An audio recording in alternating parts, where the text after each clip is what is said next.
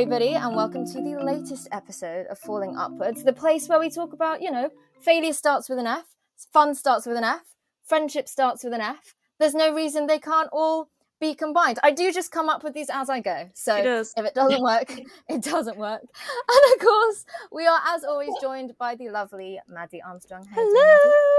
I'm really excited for this one, and you'll find out why. Because we do have a guest on for the entire episode today. The entire episode! Woo! Oh my gosh! You may have heard of her music already. If you haven't, as always we say, pause the episode whenever you need to. Take a listen. We're always here. That's why you can listen. You can jump in whenever you like. It's the lovely Shen. How are you doing today? Hello! I'm doing so good. Thank you so much for having me. It's such an honor. Not at all. Not at all. Do you want to tell our listeners where you are in the world right now? I am currently in Malaysia. It's where I grew up. I know we just talked about the weather before we started, but can you paint a picture of what it's like at this time of year? Oh, well, we have monsoon seasons. So right now we are kind of in the middle of one. So it's been raining insane, and then during the day it gets really hot, and then it's just a lot of things. It's very bipolar right now. Well, to break the ice, as we all know, we start with Mad News, where Maddie brings a little tidbit that she's discovered for the week. Woo! What do you have this week, Maddie? So usually when we have a guest on, I make it more generic, but I was just thinking about this and I thought, why don't I just tell a stupid story? So Shen, do you like ribs? Do I like ribs? Yeah, do you like... Oh, yeah, I do. Yeah. So when a good friend of mine, when he broke his rib, I gifted him some barbecue. Wait a I'm sorry? second. I thought you. Wait. Hold up. Are we talking about ribs in a person or ribs that we're eating? Obviously, we're talking about ribs we're eating. Why would you like ribs? Oh my goodness. The bone. Right. I guess. Okay. They function. Okay. All right. Okay. I like thigh bones. Yeah. So we'll get back into that. Thank you for breaking my flow, Emma. When my friend broke his rib, I gifted him some barbecue ribs as like a little get well soon present. Ironically, the box that they came in also had a massive dent in it, which just... that wasn't intentional. But then when I gifted it to him on his doorstep, he laughed so hard that his ribs hurt. Like he was grasping his chest a bit, and I just... yeah, that's my news. Just felt like telling you a rib story. Do you have any rib-related anecdotes, Shen? You know what? I eat a lot of ribs. Yeah. I've never broken any, thank God. Good. Yeah. Try not to. All right, I won't. But if I do, I can count on you to bring me some ribs in a broken box. Yeah, I'll replace them for you. Yeah. Something I learned when I was a kid, because obviously when you go to like TGIs or something, the ribs they give you are like massive ribs. But because my dad loves dim sum, and whenever he gets ribs in dim sum, they're tiny. Yeah. They're like little ribs. And I remember as a kid being like, wait, how does this work? Like, what? Like, are they different sized pigs? Like, what? How does that... I've actually never thought of that. Isn't that's a great question. How does that work? How does that happen? I just assumed it was a different animal, but I guess not. I don't think so. Why is it so small? I don't know. A baby pig? Now I have to go and... Oh my God. That just makes me too. I've never questioned it. I've had both. I normally have the tinier ones. Yeah. In dim sum. But they're like, the size is so different. Odd. Yeah. No. Oh my God. Maddie, have you ever had ribs in dim sum before? No, I have not. So I've got to take you one day. You do? One day then. Yeah. Just We're on a quest to expand my palate. So that ribs thing's going to haunt me for the rest of the day now. There we are. You're welcome. Well, there's Mad News, everybody. And on to our main section, where, of course, this is the meat. Gosh, we just talked about ribs. Anyway, this is the meat of the episode, where, of course, we ask to begin with our main question, Shen. what is your favorite failure? My favorite failure? Yeah. Oh, that's hard. I don't know. I guess like that's such a good question though. Because like I hate failing. I'm sure a lot of people don't like particularly enjoy it. Mhm. Um, I think it's not so much the failure that I enjoy, but it's just what my mom said after. So I was really young at the time, and I this is on a piano like exam. So I think I was like in grade four. I got a distinction, and it was like 5 marks away from the full mark, right? And when I was gonna take my grade five exam, I was like, I'm gonna get better than that. I'm gonna get more than, or rather less than 5 marks away from the full mark. And I didn't, obviously, right? Obviously. But I was upset. I was like, as a kid, I was like genuinely like, no, how can this be? You know? And my mom said, you're crazy. And yeah, so I mean, if you know my mom, she's very kind of like she makes sure like that her kids do really well in school and all that. So I kind of grew up with the idea that I have to just get really really good marks on everything. So when she said that, I think that kind of helped me understand that it's okay. That I mean, to me, it was a failure. It's not. It's not. I still got a distinction, but it's just not like so close to what I wanted. But yeah, it's just I think it's for me, it's that memory of my mom telling me that you don't have to like get good grades all the time. Mm. Yeah, Mm. yeah, That's really sweet.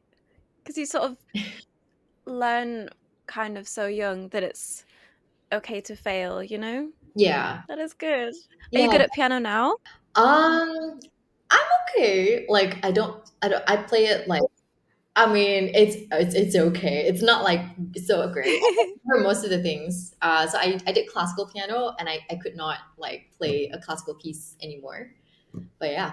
Do you feel like your piano skills have evolved as you've, for people who haven't listened to Shin's music, she's a wonderful singer-songwriter. This is the moment to pause, if you need to pause, just to listen to some. Listen to But Shan. exactly. But do you find that as you've veered more into songwriting, your piano skills have changed? Has that evolved in any way, do you feel? Yes, definitely. I think because I grew up learning like classical pieces, so very kind of like romantic period, baroque period and all of that. So um Mm. and it was so like when I started learning pop songs, I did that on my own because you could very easily just find chord charts online and all that. So I think that's when my style of playing changed as well. Then I was more focused on like chords and then like singing over it, and I think that's when I started to like kind of explore with making my own melodies and playing around with lyrics. Yeah, so it definitely changed. What's your favorite song you've ever written? Oh, that's a hard. Honestly, it's one. I always say that it's my favorite is the one that is the most recent. So yeah, so I mean, it's not even out yet. It's like in the works. But it is right now. It is this song called Body Count. Oh, okay. It's a very kind of uh emotional. Are you guys fans of Taylor Swift, by the way? Mm. Yes. Okay. So like in order to kind of explain the mood of this song, if you look at Taylor Swift's like discography, and if you look at the Folklore album, and the Evermore album, so it's kind of very folkish, very introverted. I think that's what the song, the mood of this song is going towards that direction. So that's my favorite so far. Yeah. Beautiful. If you had to pick, for our listeners right now, if we're making the pause right now and you're like, check out these 3 songs before you resume, which would you pick? Ooh, 27 in the 7-Eleven has always been one of my favorites. That's already out. And it's about just having an existential crisis in the middle of a 7-Eleven. Valid.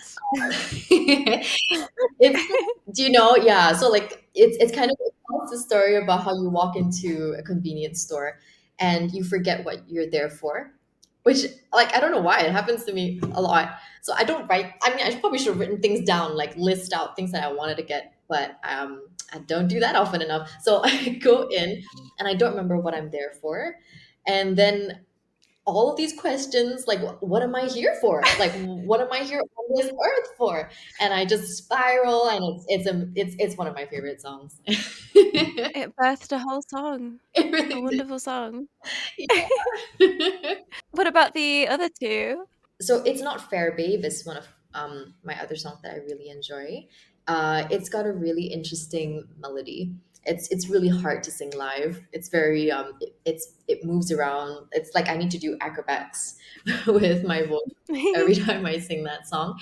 But I love that song. I think it's just in the chorus. There's this part that goes like, "It's not fair, babe," and I just think that it's kind of like how you would say it. Like, it's not fair, babe. Do you know? And I like how that Mm, kind of ties in together in the song. that's really well thought out that it sort of imitates how you'd say it in real life. Because how you sing is different to how you speak, but the fact that you sort of linked that is, Yeah, I think that's really smart anyway. thank you. It's kind of like the inflection of the speech, right? And how it kind of Mm, goes into the melody as well. Like, I feel like it parallels that. mm. So yeah, that's an interesting little nugget. I imagine that that helps bring out the emotions of it as well, because it's really emphasized. Because it's like you're saying it, Yeah, but you're singing it. yeah, yeah. On top of my lungs too. So that comes Mm, with it. amazing. My third pick would be there is this song called "The Last Song." It is off of my EP called Shotgun, and it's a song that I Mm, don't remember promoting a lot, but it's one that made it onto the EP because it's so emotional, and I think that is probably the most introspective song on the EP. And I mean, Shotgun as an EP, it takes you through an entire journey, literally drives you into an entire journey. And at the end of the EP is the song called "The Last Song," and it's kind of basically about coming to terms with the fact that I need to let some things go in order to grow. Oh, thank you for telling us all that. Thank you for letting me. I always appreciate like being able to talk about my music. It's such an yeah, I think like music, making music has always been something that I've always wanted to do ever since I was a little girl. And it's Mm, sometimes it's I can forget, like how wonderful it is to be able to actually do it. So thank mm. you. I can definitely tell you put your soul, like your whole soul, into your music, and that's just it's really stunning and it really shows. Because every piece that I've listened to, I mean, you've got the ones like So Cool, which is sort of more simple, but it's still like a slice of reality, isn't it? But most of your music is just so heartfelt, and I mean, you're a beautiful singer, but I love how you've been telling your stories in the stuff you do. It's really lovely. Thank you. I really appreciate that. Like I've had a crisis before. Like, so I went to music school, and my major was in vocals, and there was a point in time where I had a bit of a crisis because I was like, I should have like gone into school for songwriting because like that's what I want to do, right? Why am I like learning vocals instead? I mean, that sorted out. It was fine at the end. But I remember having that crisis, and I remember thinking that what I actually really want to do with music is I want to tell stories. So it really means a lot Mm. that you see that in my music, and you're telling me that right now. So yeah, I really appreciate it. I'm glad. Well, I'm kind of glad that you did do the vocals because your voice is stunning. So you're doing both, you know? Aw, You're doing both. you're so It's all at the top. kind. Thank you. We have always been really fortunate where, we've interviewed artists from all different kinds of music scenes, but we've never had an artist from the Malaysian or the Southeast Asian music scene before. And I think that's a region and an area that a lot of people won't be familiar with. For people hearing about this for the first time, could you explain what the scene's like? What's that like for you as a consumer, but also as an artist? Well, Malaysia is really tiny.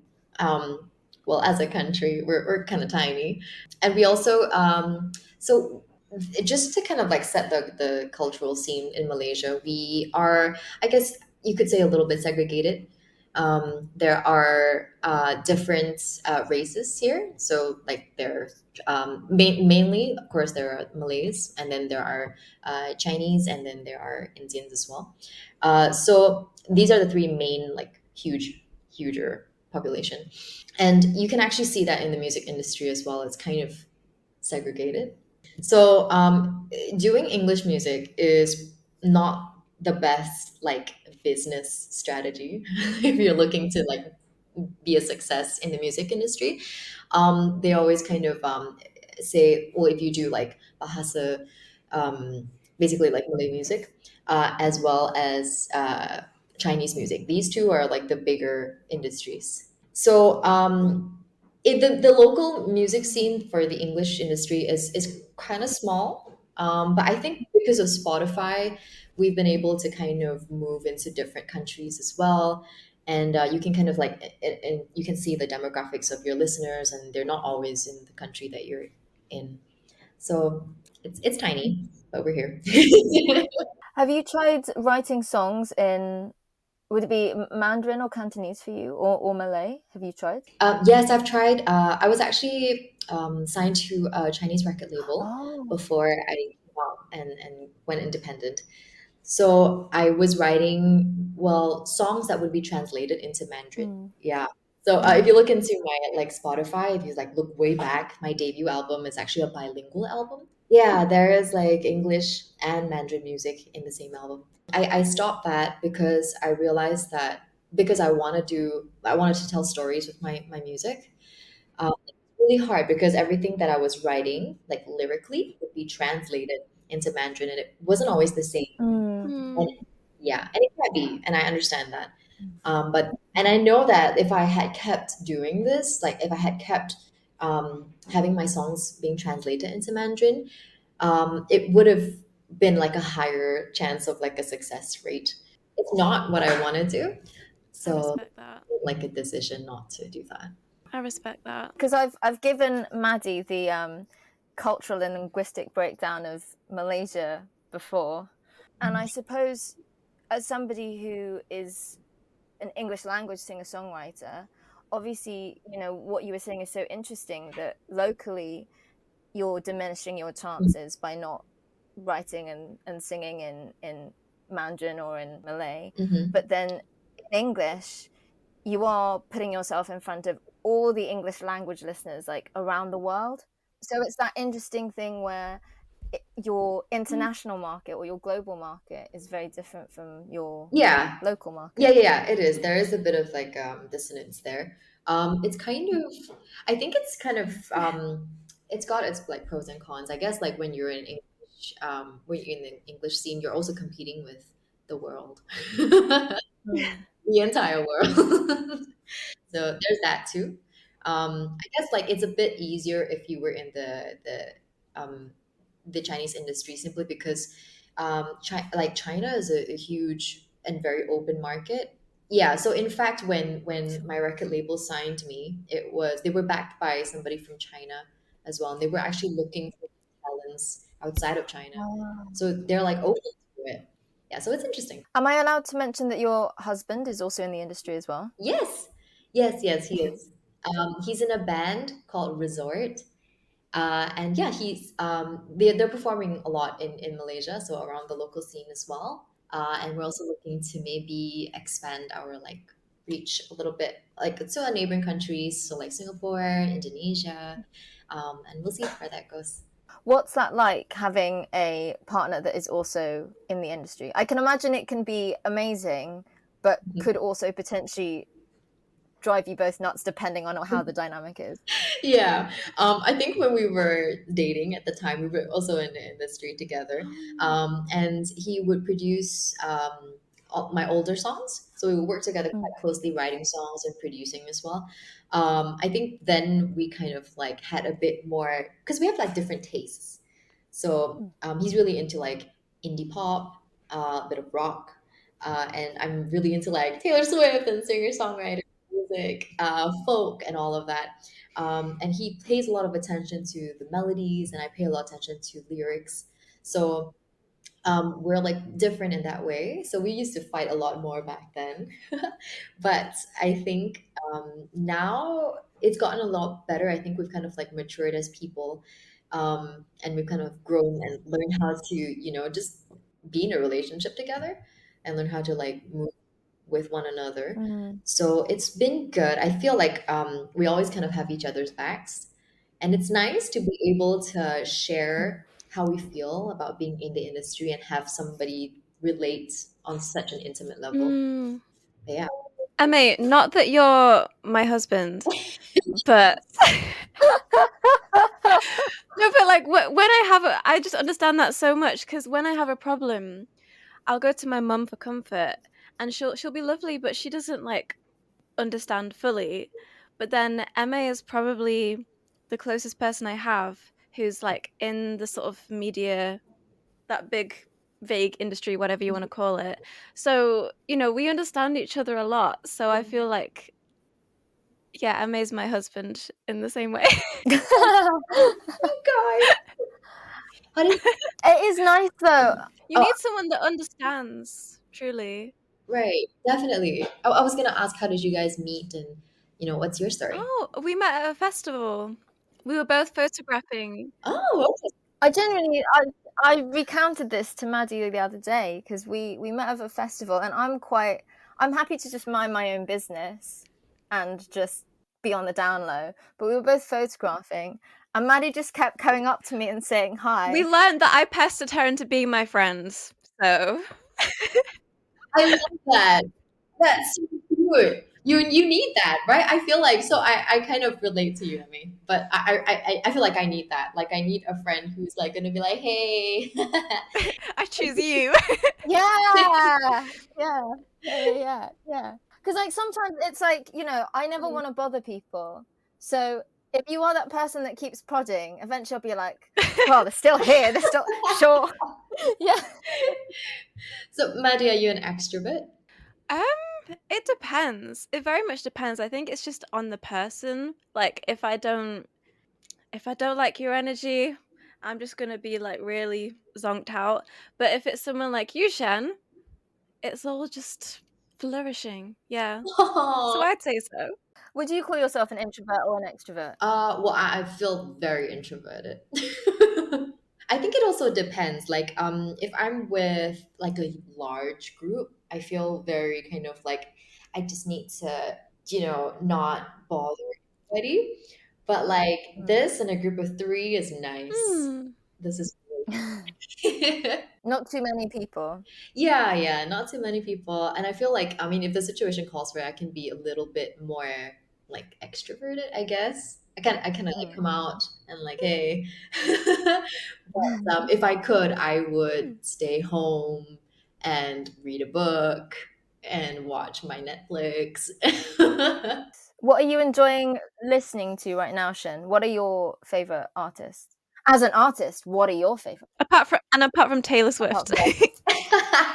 Yes, I've been really into Gracie Abrams. Oh, nice. So also kind of like very folk and singer-songwriter, very introverted. Well, I mean, I'm not gonna mention Sabrina Carpenter because I love her, but like, she's everywhere. So it's hard not to love her. I've also recently discovered Sistra. They're this duo and they make kind of like dancey sad music. Fancy sad music. That's an odd combination. Yeah, they have a song called You're a Lot. I love it. We've got a hard recommend from Shen right here. Could we get your top 3 Taylor Swift songs then, as such a big fan? That's like harder than my own. Oh, that's hard. Okay. Well, I feel like I have to mention the 10-minute version of All Too Well because that is just iconic. I don't think I can rate them. Well, let's just say they're in the top 3. I also really like yes, Ivy is really good. And I can only pick one more. I want to pick like Cowboy Like Me. Okay, so you're very much like a folklore, Evermore. That kind of that's your baby. Yeah, that's the era I dressed in for the concert too. When you're writing a song yourself, is there a process that you do every single time? Do you emulate other artists' process just to try that out? Like how does that whole thing work for you? When I get like inspiration, they kind of go into like a notes app on my phone. Or like if I have like an idea, I'll just kind of record it down on my phone. So honestly, my phone is really just, if I lose it, my career is gone. But so I kind of have these like little tidbits that I kind of put into my notes, and then when I have time, I sit down and I kind of chisel it out. And I found that to be, I used to kind of just let it come. Do you know, like whatever it is, like I'll just let it come, and if a song comes out of it, it comes out of it, and I'm very kind of like free and easy about that. But I've also kind of tried an approach where I am practicing songwriting. Do you know? Because at the end of the day, it is a skill, right? And it's like it's a muscle that I feel like I have to build. So I take these little like nuggets on my notes app and I try to kind of like chisel out like a proper song. And it doesn't always work. Sometimes it just Mhm. like, maybe I'll sit on this a little bit. Maybe this melody is not so great. And I just kind of leave it. And I've learned to like leave it. Do you know? I feel like when I was younger, it was really hard to like, I would get really frustrated. I'm like, no, it's a great idea. I gotta do something with it.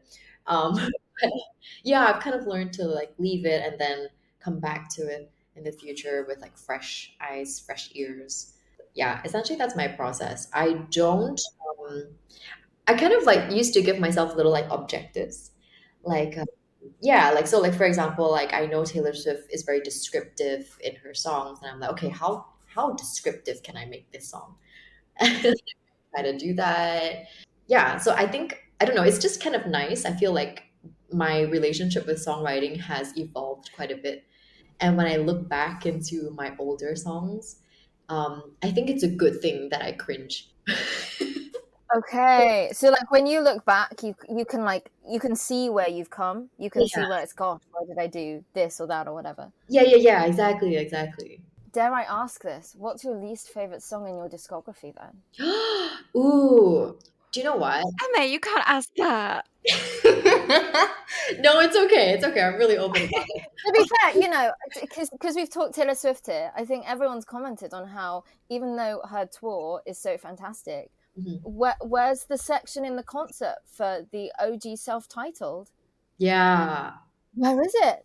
She's Yeah. clearly gone out of all my discography. That's the one that can go. Do you have a track like that, or do you genuinely, even the ones that you hate, do you still have some kind of love for?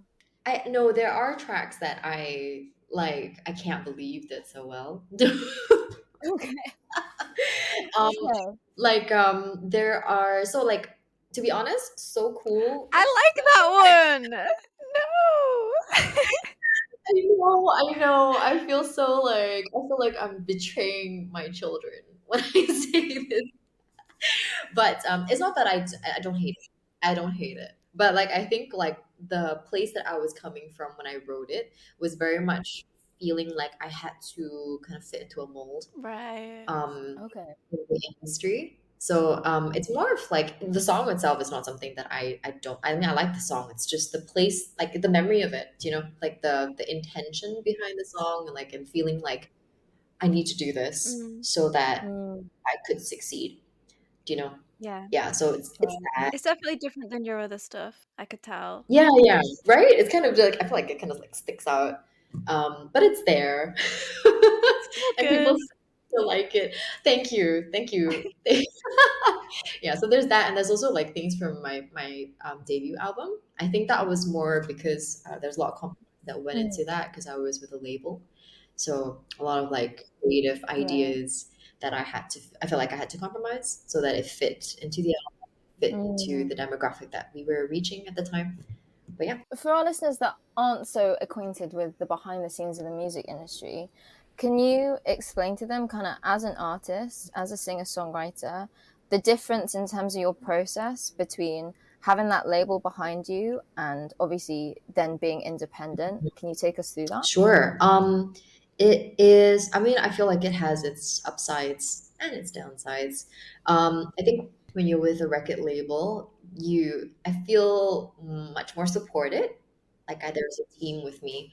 And if I don't have to think about every aspect of the business per se. I can just focus on being the artist. I can just write my songs, make sure they are produced well, and convey the messages that I want to convey. And I just have to, I could be very singular with my like approach to being an artist.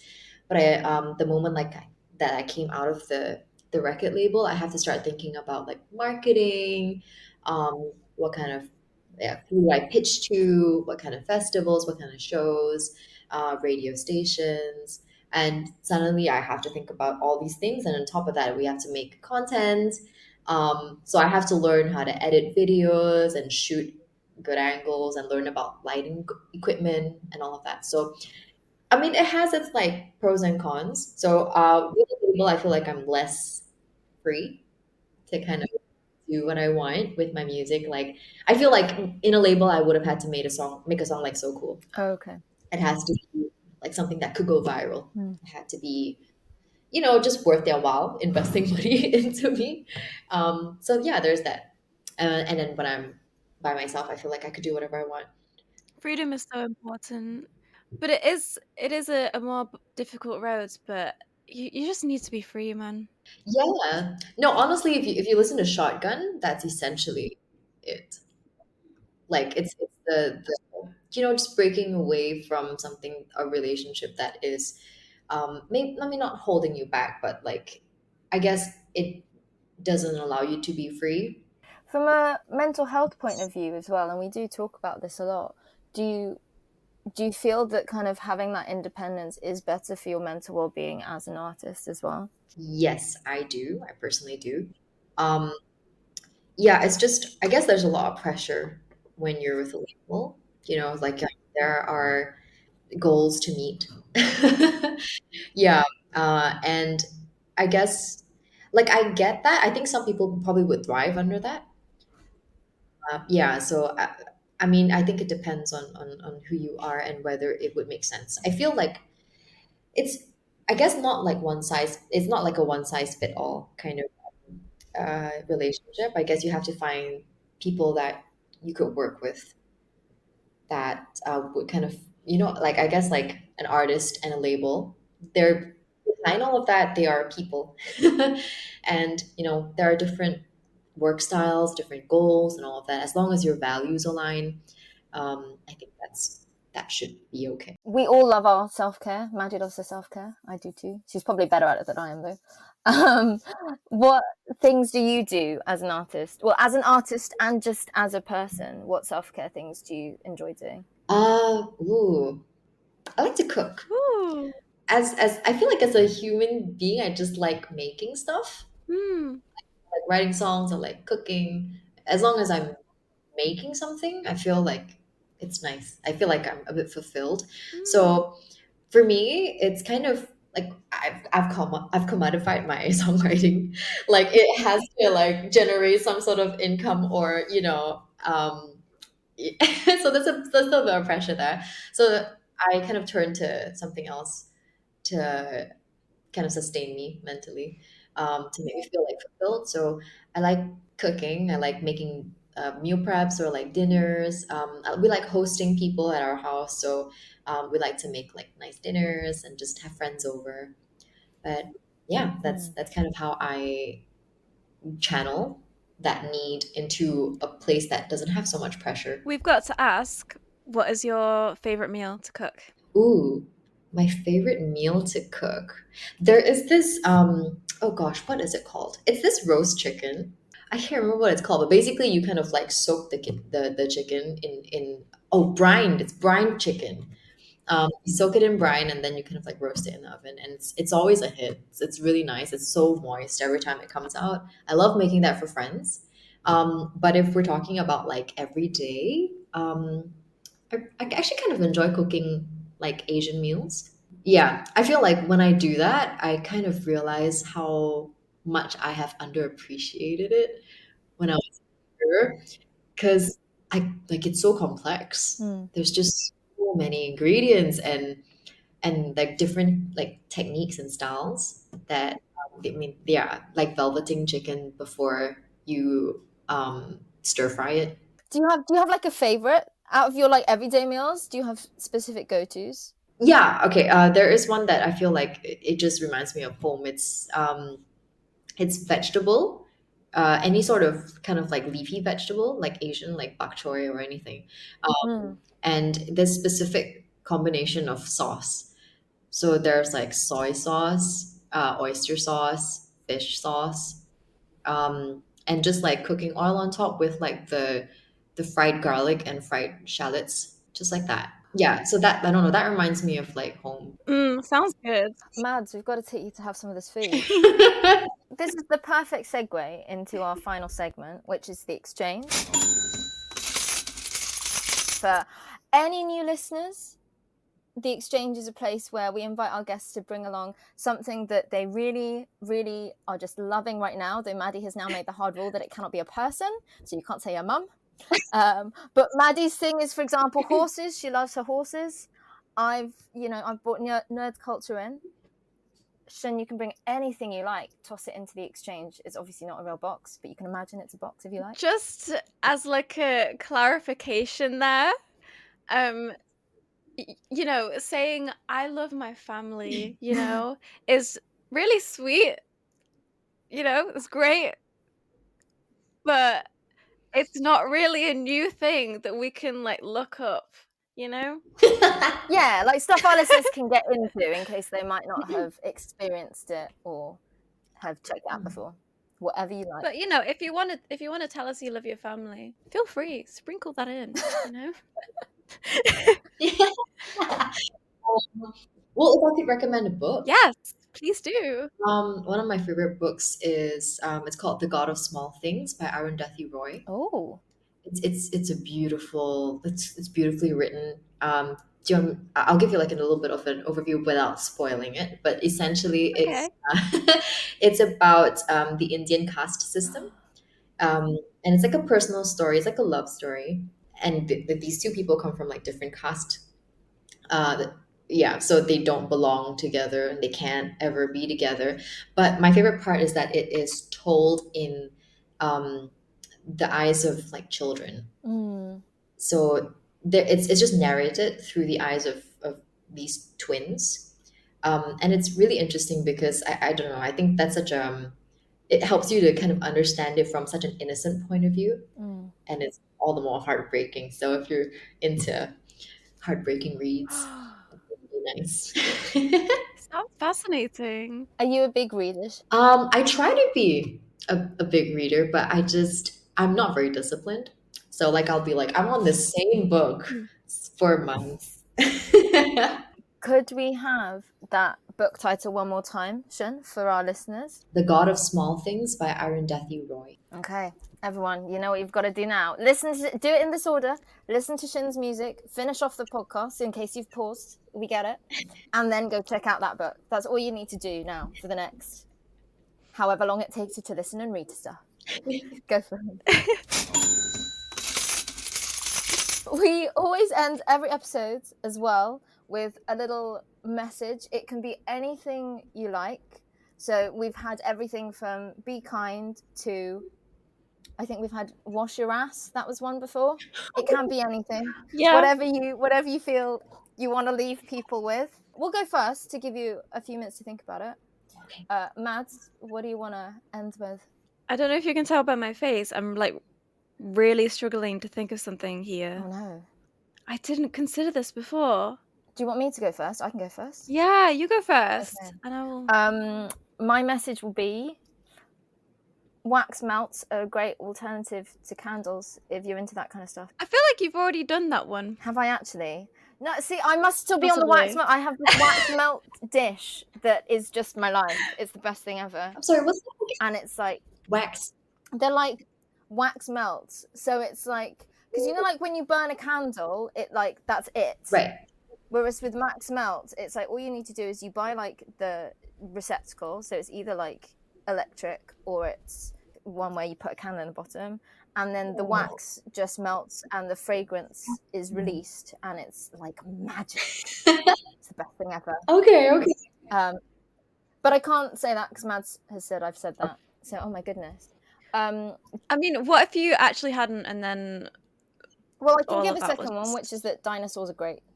Go check out dinosaurs. Oh, ah, that's cute. Woo, go check out dinosaurs. lovely. Woo. What have you got, Mads? I think I usually say something stupid, like the washing one was definitely a Maddie one. But I think a good thing to sort of remind listeners is to just always pursue your own sort of freedom, you know? Nice. That's lovely. You need to set yourself free, you need to do what you need to do, live a life that works for you. Yeah. Be a Shen. Nice. Shen, what you got? Oh no, And now to Shen. I was gonna say like don't forget to floss today. That's important, you know. That is so important. I forget to floss all the time. It's so bad. Well, That's key. Well, thank you so much for coming on. When's your next project out? Tell our audience what date, where should they go? okay, I have a new single coming out on the 20th of September. It's called Uncool and it's about feeling like you don't fit in. But yeah, so that's that'll be out soon. You can follow me on Instagram, Spotify, YouTube. I have a website. You can just type in helloshen.com. Perfect. Woo! Everyone, you know where to go. Thank you so much for coming on. Thank you for having me. It's been so fun. It's been so lovely chatting to you and like getting to talk to someone after listening to their music. It's been really lovely meeting you, Shen. Likewise. And thank you, audience, for listening to the latest episode of Falling Upwards. Bye. Goodbye.